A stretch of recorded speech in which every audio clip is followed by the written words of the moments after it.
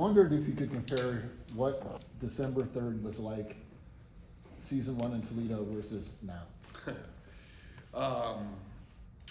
Certainly different, you know. I mean, really, even up until last year, you know, you were spending this time with the opportunity to go out and be in young people's homes that you're signing.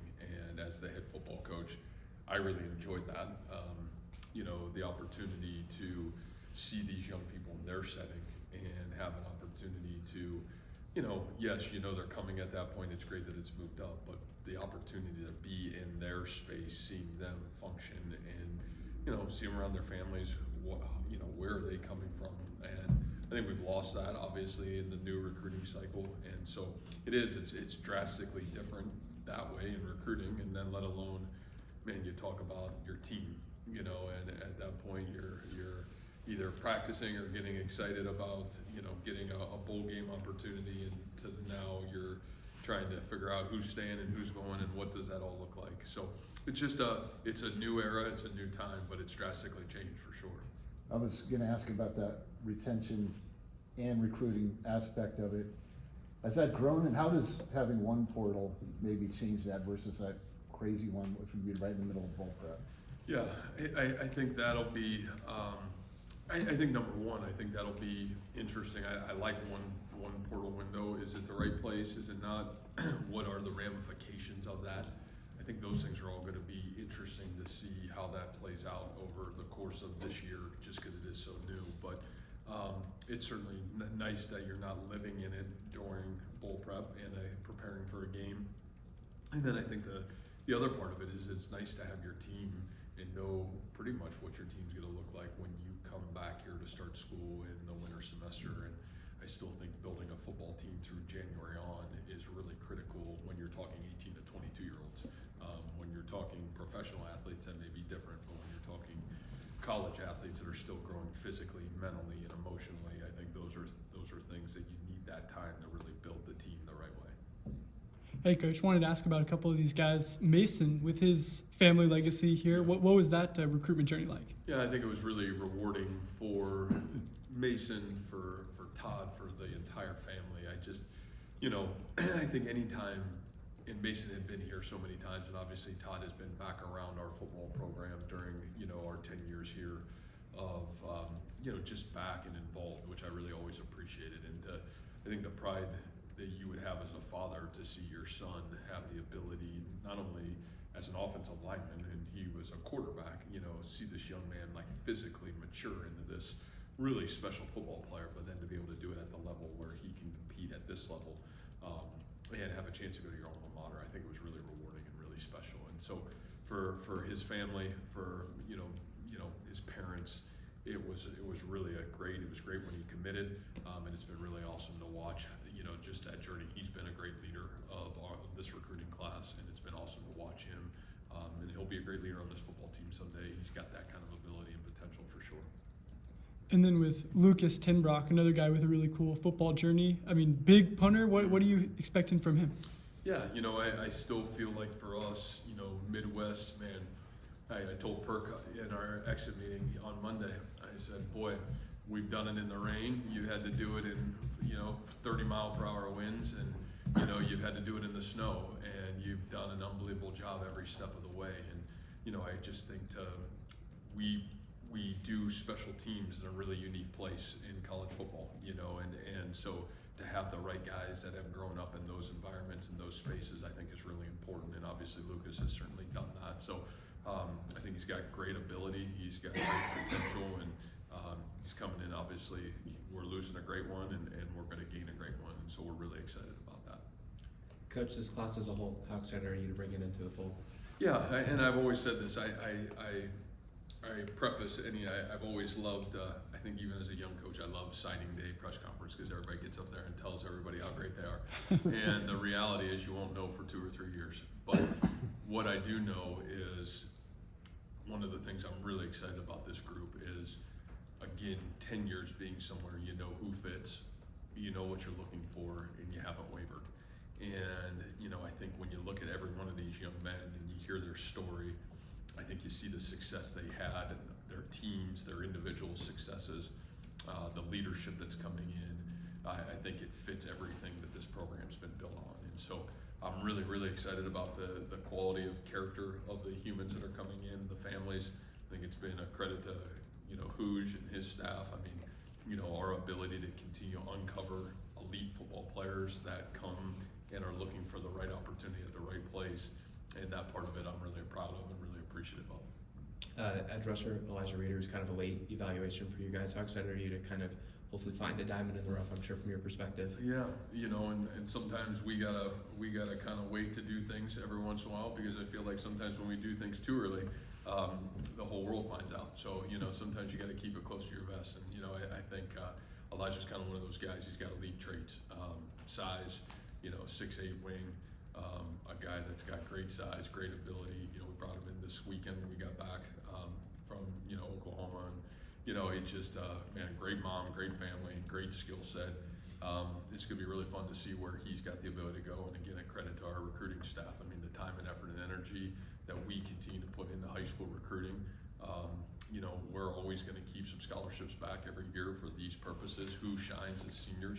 I've always felt like when we've taken those guys, I think a lot of the guys in our program that have had great careers here have been taken because we got to watch their senior year and evaluate them, and they came here and had great careers. So we're really excited about Elijah for sure. Last one for me, quarterback Case Evans. What went into you guys pursuing him and then landing him? Yeah, I mean, I would say if you said what is one of the great steals of this class, I got to go down there during our bye week and see the first round of the playoffs, and I think he threw for almost 300 and rushed for almost 200, and it was an unbelievable performance. They won 43-42, 42-41, and it was just to watch him lead his football team. The way he's got the ability to vertically throw the football down the field is really special. Above average athleticism, his ability to escape the pocket. He hadn't run very much, and then that night they needed him to run, and he's a really good runner. He's got above average athleticism, and again, he's a winner. He took a team and a program to places it hasn't gone, and I think some of the great quarterbacks that we've had have had those similar traits. They had to do it in high school, and they've had the ability to come here and have to do the same thing. So we're really excited about him. Case has got an unbelievable family. What his mom and dad are about. Obviously, he's got a great history. Dad played college football. His grandfather played college football. So he gets what big time football looks like and what the expectation is. But great high school football coach. Really, we couldn't be more excited about what Case brings to the table, and to be able to get him get in on that journey when we did. We were really fortunate, to be honest.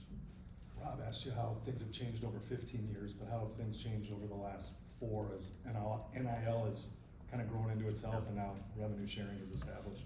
Yeah, I think growing, and I think only will continue to grow. I think in football, that transition on the front end for a high school freshman, I think is still evolving.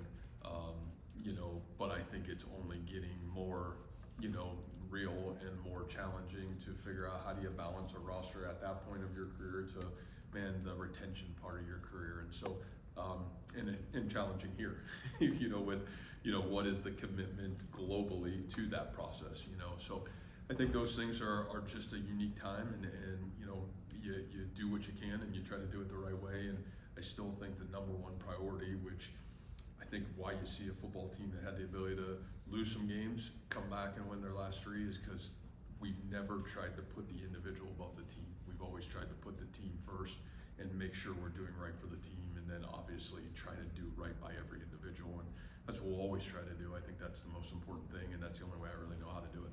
When it comes to that, do you segment your revenue sharing, and we're going to spend X on incoming freshmen, X on retention, and X on transfer portal players? Yeah, and I think we keep evolving in that, Yeah. but I think it started for sure like a little bit with that process, but I still think ultimately you have to, who has earned it, and then work yourself backwards, and I think those are things that are really important, and you try to do right by every player that's going to be on your roster.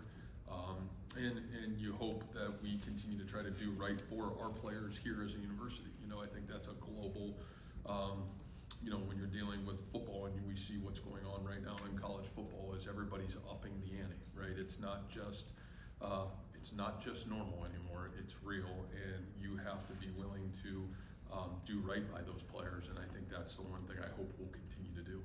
In terms of upping the ante, I think the above the cap NIL is kind of the next frontier we're gonna be talking about. What are your thoughts on what's happening with that and where Iowa State is in regards to that? Yeah, I think those are great questions. I think that, again, I sometimes get so stuck in the weeds, to be honest with you, on football and our culture that it's hard for me to step out and really look at that. But I think I've had to over the course of the last 6 to 8 months. And, I think those are things that in some way, shape or form above the cap NIL has always existed, right? It's existed forever, and it'll always exist. What can you do to benefit the young men that deserve the right to use and earned successful opportunities? I think that's still the thing that I certainly agree with. And how can you help young people maximize that when it's earned? I think those things are things that I think, that's where I think that maybe is coming into play and will certainly come into play in some real situations. How are we doing that? I think we're still trying to navigate that. Those are great conversations for Jamie, and those are great conversations for our leadership here. But I think from our end of it, all we can do is what we have and try to do it the right way by every young man that comes into our program, and try to really press forward, because what we feel like we have is really special here, and we want to continue to grow forward as the world around us grows forward. Hometown kid Jeffrey Roberts staying home. How important is it to keep a guy like that in the city, and what does he bring to the table? Well, I think it was really big for us. Jeffrey, it's been a long journey. Last year, maybe I think our second bye week, maybe our first bye week, we were at practice, and I got to go over and watch practice at Ames, and man, I left there and I was like, this guy honestly reminds me of Jalen Knoll. Had some very similar traits of what Jalen was about: his speed, his burst, his acceleration. I think you saw that maybe in the state championship game, right? And I think Jeffrey is a really special human that has worked really hard to, I think, grow into a great football player. He's certainly been great in the track as well.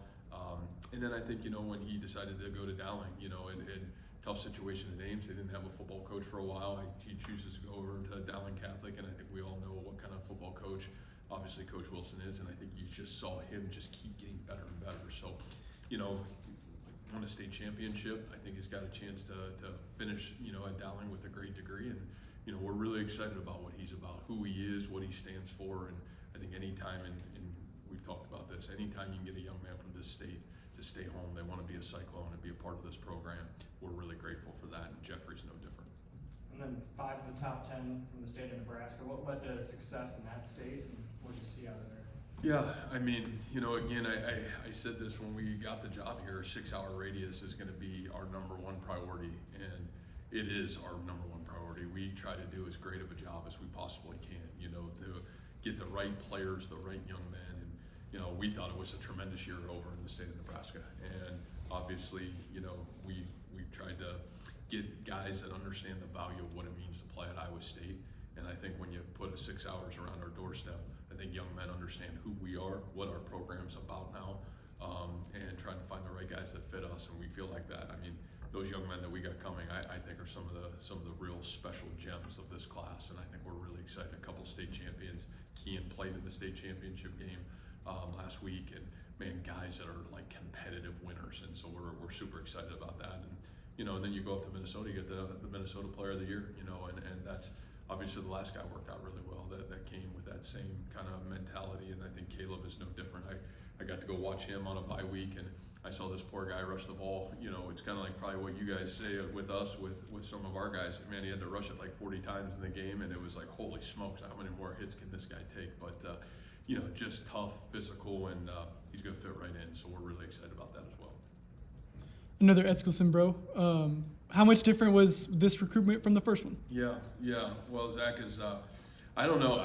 Maybe he's tougher than Brett. You know what I mean? It'll be fun to see. I like when we have brothers because I like to stir the pot, every once in a while. So it'll be great to have these guys here. I can't be more grateful for their family, to be honest with you. I think the trust. Brett's recruiting was different because he was committed to Northwestern, and we really, that kind of happened on the flip side of it. We kind of happened bang on you know, when some of the things that happened in Northwestern, Brett flipped to us late. So, you know, we really got a chance to meet that entire family, and, you know, again, an Iowa State family, obviously his mom, being a student athlete here, and, you know, huge Cyclone fans, and to be able to have Brett here and now to have his brother here, it's awesome. And they had a great year, had you know, much like Brett, had an unbelievable high school career. I think he's got the same qualities and traits. He's tough, he's trusted, elite work ethic, has had a great track career as well. So it'll be great to have him a part of this program for sure. There you go. Want to go back to some of the finances that go with, you know, building a class and a roster. Now, Brent Bloom obviously announced his departure from the athletic department this week. What effect, if any, will that have on your program? Yeah, great question. I'll be honest with you, I don't even know if I knew that until, you know, Hooj maybe said something to me, you know, yesterday, and then obviously wasn't even thinking about it until you asked that question. I would just say this about what Brent has done for us. I mean, there was a point in time where, you know, Derek, Ryan Hartclaw, Brent, with, you know, what we were able to do with the collective when, you know, there really wasn't anything going on here. Those guys saved us, man, and gave us at least a chance to be, you know, competitive in an environment that was like accelerating around us. And so, you know, what him and his wife have done for us, their loyalty to our program, trying to help any way they could, was nothing short of exceptional. And I'm really grateful for everything he did for myself, our program, giving us a chance to survive when there wasn't a whole lot of people trying to help us survive at that point, and he certainly did. And again, Ryan Hartclaw, some of our former players, you know, who's people trying to like just kind of pave a pathway forward. So we'll miss him, and you know, he's meant a lot to all of us. So we're really grateful for him. I think that's all we got. Awesome. Thank you. Thank you.